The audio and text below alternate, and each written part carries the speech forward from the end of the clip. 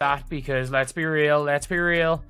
On the old WNBA front, this is the most relevant the league is going to be for the next couple of weeks. Because we can be honest, during a couple of weeks, Caitlin Clark is out injured. Doesn't matter what happens. Does not matter what happens. No one cares. Forget the fake injury updates. Caitlin Clark isn't on the bench because she's hurt. She's there because someone wanted her out. And now, the WNBA is pretending like it never happened. The first red flag?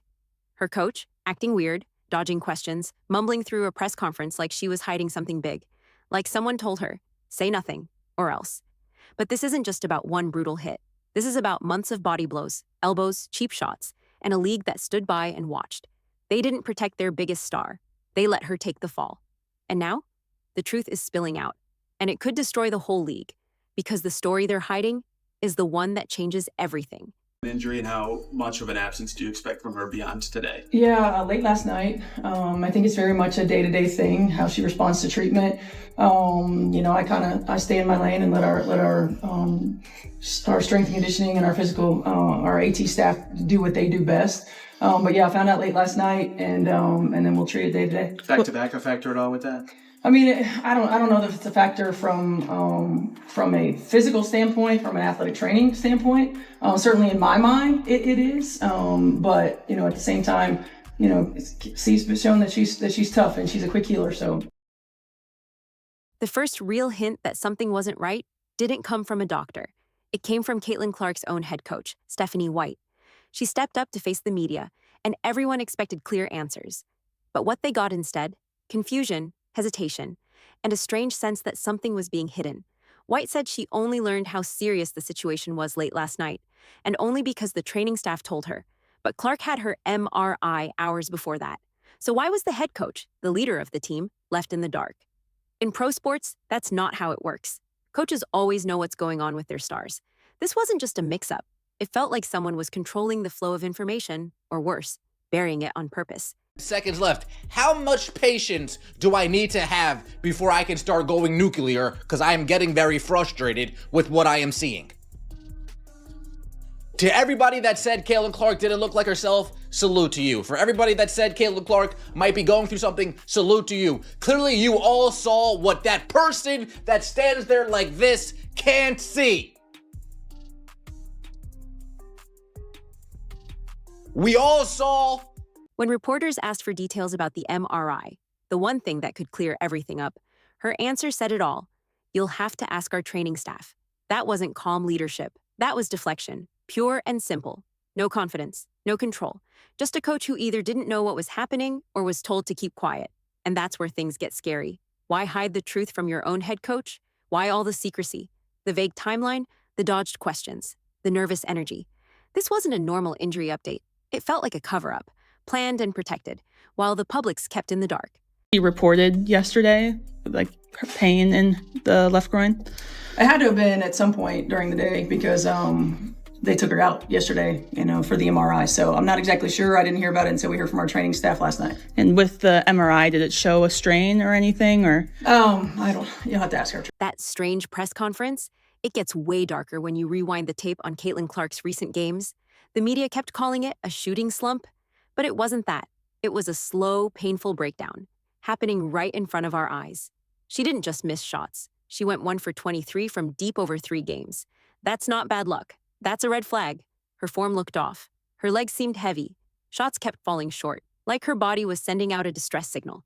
Elite athletes are machines. Precision, rhythm, timing. When one part breaks down, everything unravels. And the worst part? No one stepped in to stop it. Rushed her back. And within rushing her back, she re-injured that same quad. And then you rushed her back again.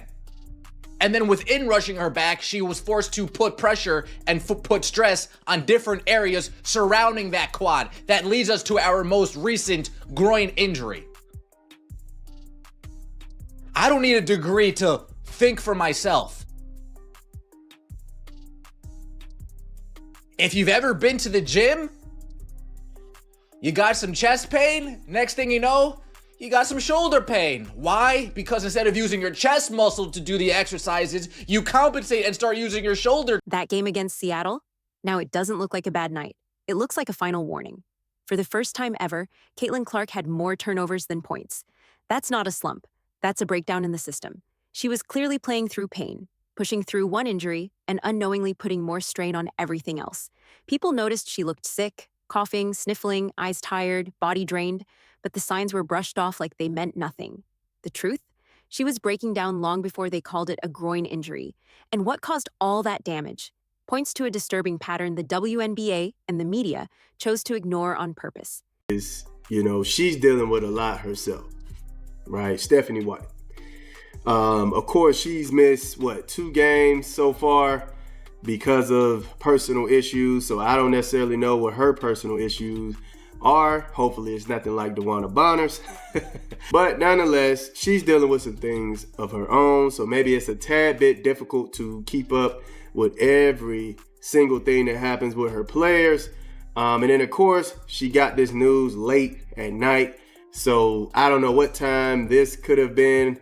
It was posted early in the morning. So, she's probably just now getting into the facility and trying to figure out what's going on with Caitlin. Let me see the MRI. What happened with the MRI? They probably called her. Let's be brutally honest.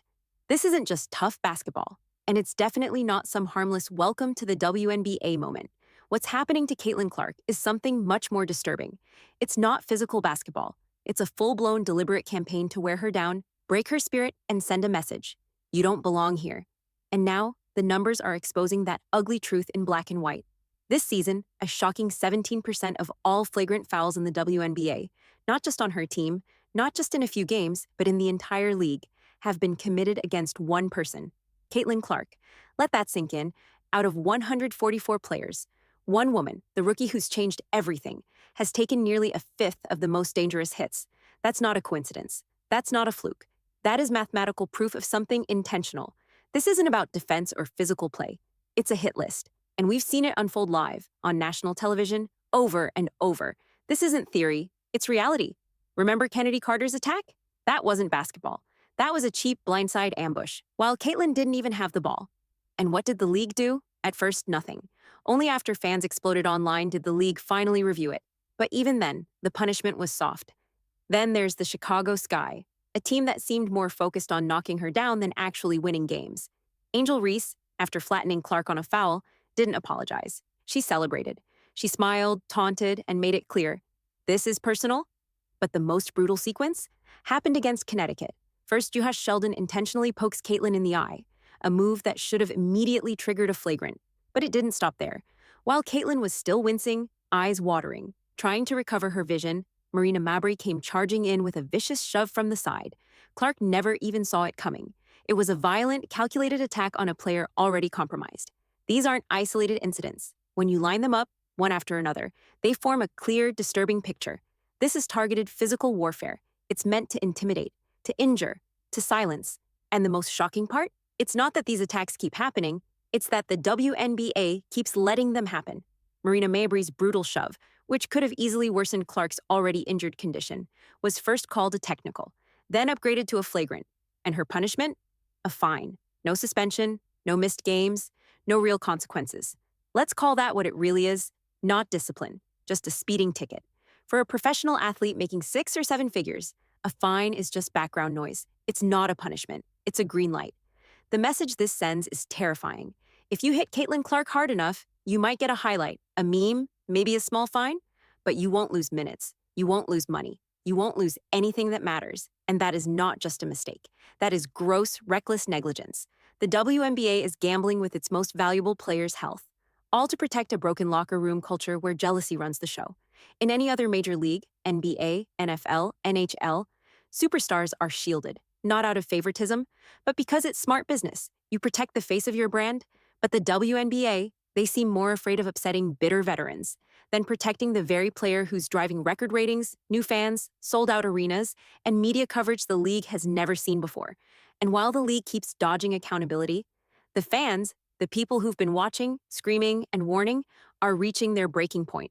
Because sooner or later, the damage won't be just physical. It'll be permanent, and by then, it might be too late.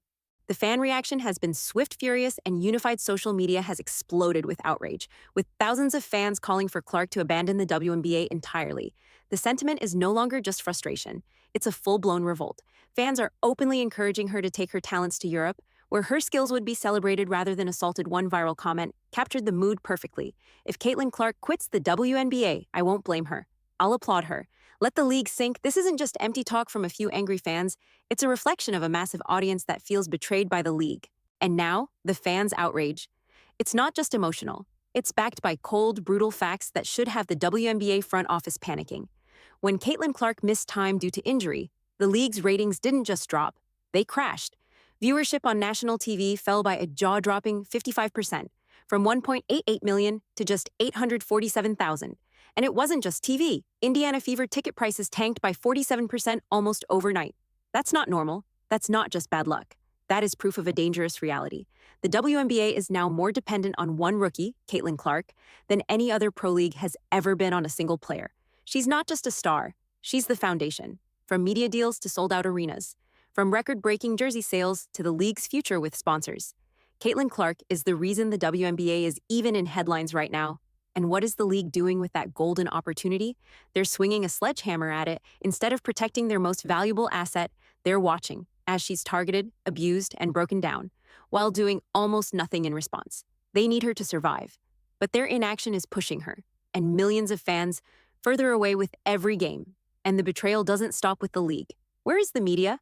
The powerful sports outlets that profited massively off the Caitlin Clark wave? The same ones that flooded timelines with clips, stories, interviews, and hot takes when she was making headlines? Silent.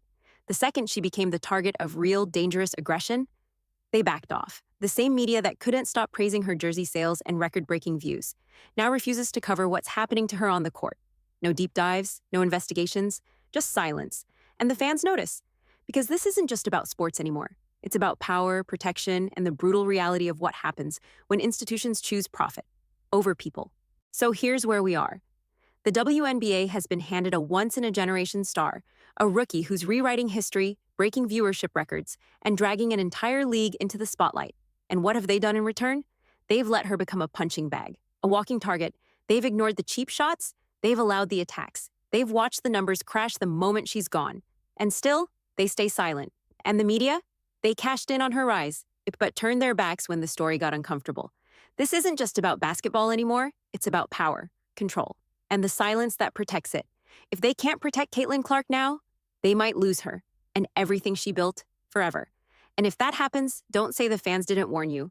Smash that like button, drop a comment if you're fed up with the double standards, and subscribe, because what's coming next will blow this story wide open.